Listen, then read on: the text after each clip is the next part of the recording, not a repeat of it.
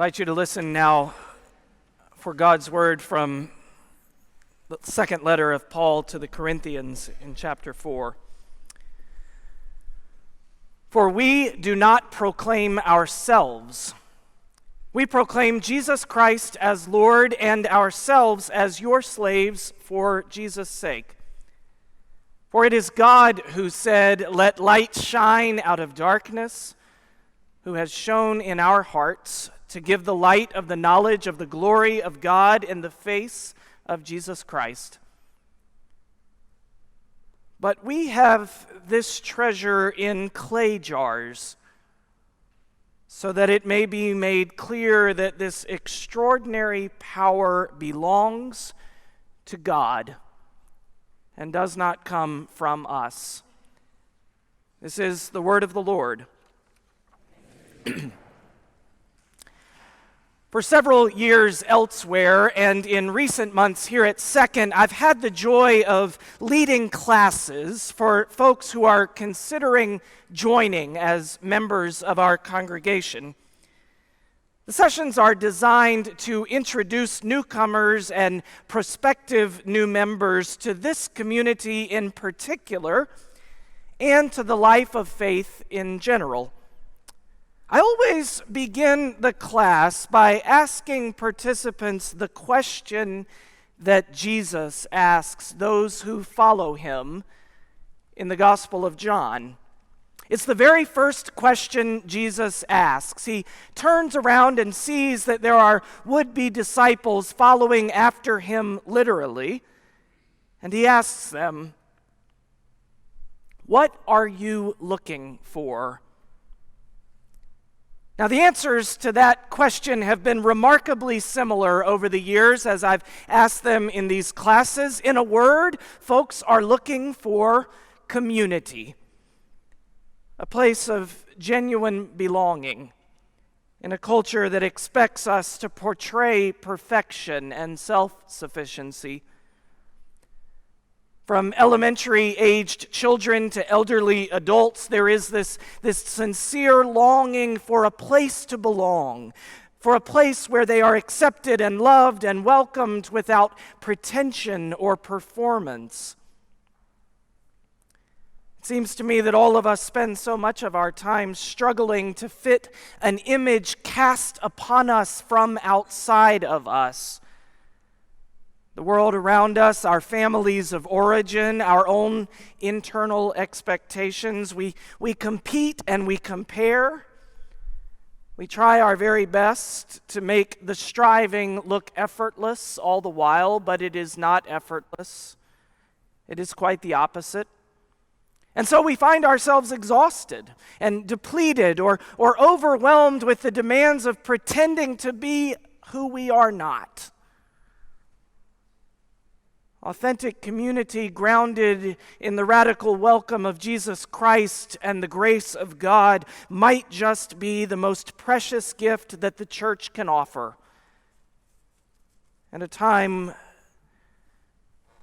in which we are invited to pretend to be something else. As a good friend and a wise pastor says, the message of the church for our time must be, I'm not okay, you're not okay, and that's okay. This is Paul's powerful word to the Corinthians. The Corinthians who attempted to make themselves over as God's noble and high-minded people, who flaunted their possessions and their cosmopolitan worldview. Paul says to these sophisticated Corinthians, you are clay jars. You are weak, broken, fragile, imperfect vessels of God's grace. Within an authentic community, none of us must keep up appearances or hide our weaknesses. We are free to be who we are and to allow others that same grace. But this is not Paul's only message on this Sunday of celebration and thanksgiving at Second. Yes, we are broken jars. but what we hold is of immense value and extraordinary power.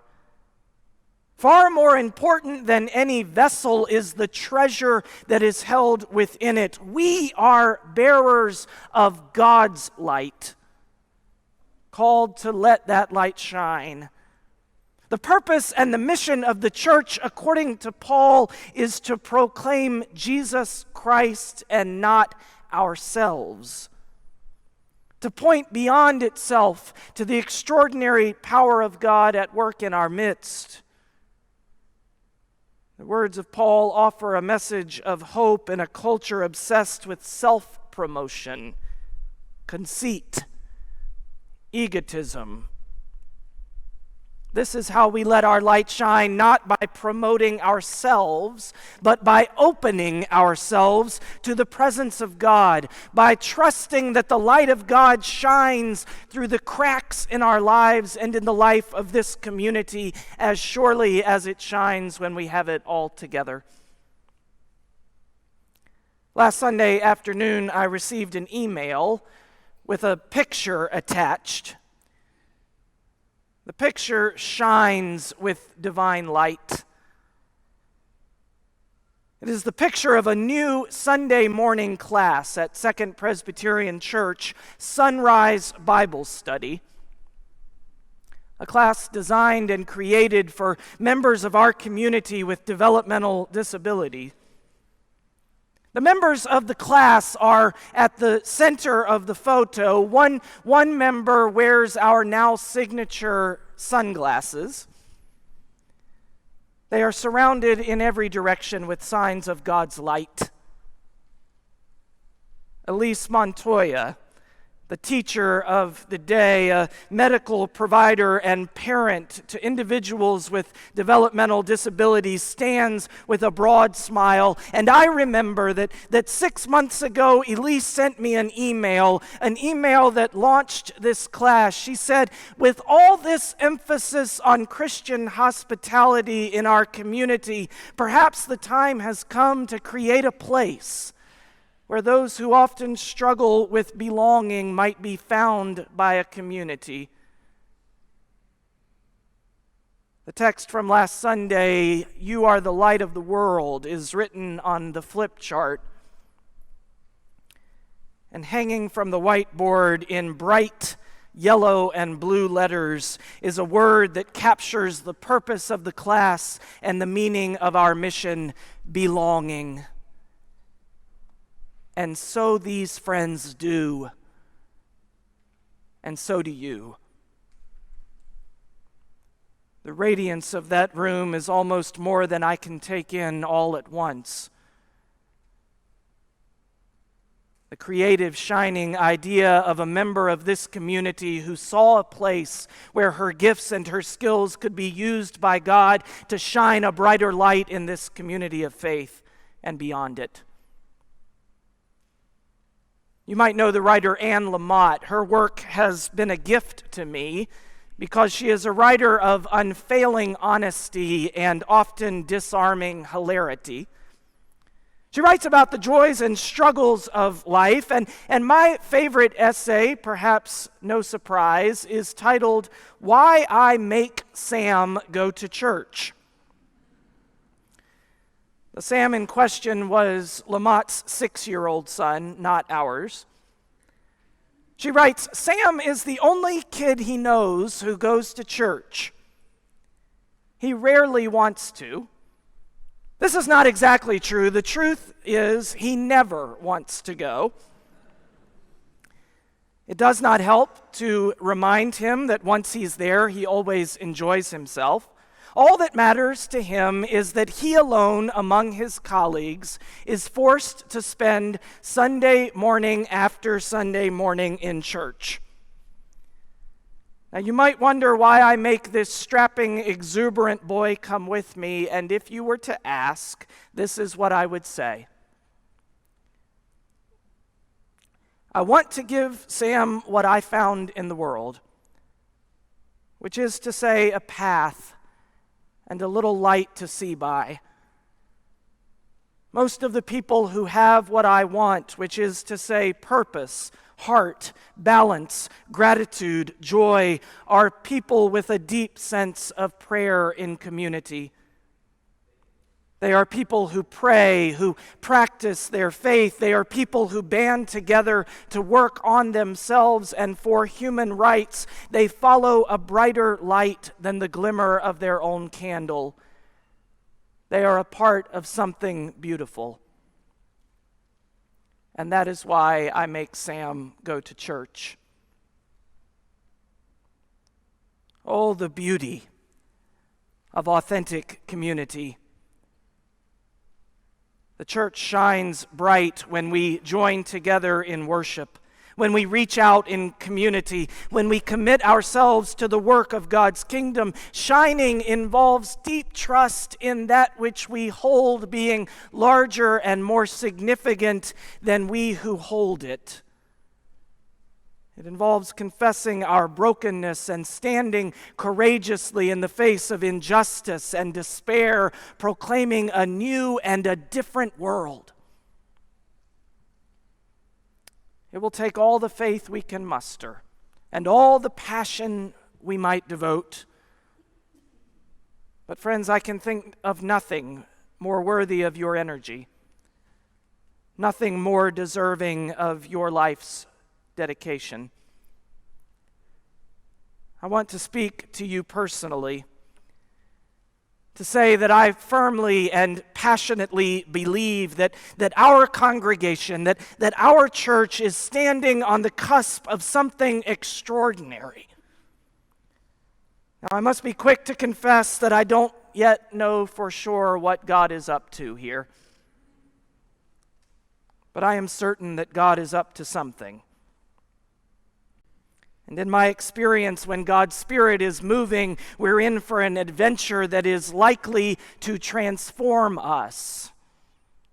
Yes, it's time to shine, to commit ourselves to a bright and unknown future, and it may be time as well to buckle our seatbelts. Thanks to the faithfulness of those who have come before us, guided by the commitment of those called to lead us, empowered by the enthusiasm of those who have come to join us, and energized by the faith of those who will come after us, we must let our light shine in 2020 at Second. For we are being prepared for a time of exciting growth as disciples of Jesus and as a community of faith. We must commit ourselves to what is possible, relying on the faithfulness of God, whose unwavering presence will be our guide.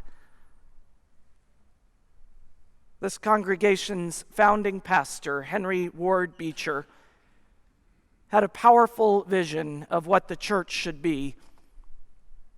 He wrote, "The church is not a gallery for the better exhibit of eminent Christians, but a school for the education of imperfect ones, a nursery for the care of weak ones, a hospital for the better healing of those who need care." You see, it is who we have always been. Not a place where Christians are put on display for their goodness and holiness, but a place where all are welcome to be transformed into a picture of God's people, light for the world. My friends, I hear it all the time from seasoned members and newcomers, from young children and older adults, from people of every imaginable perspective and background and walk of life. I hear it from those in the midst of difficult valleys and those on the mountaintops of joy. They say, "At Second, I feel God's presence." Indeed, sometimes the light of God's presence in your midst is so bright, I have to wear my shades. We dare not keep that light to ourselves. No, we must. Let it shine. Let it shine. Let it shine.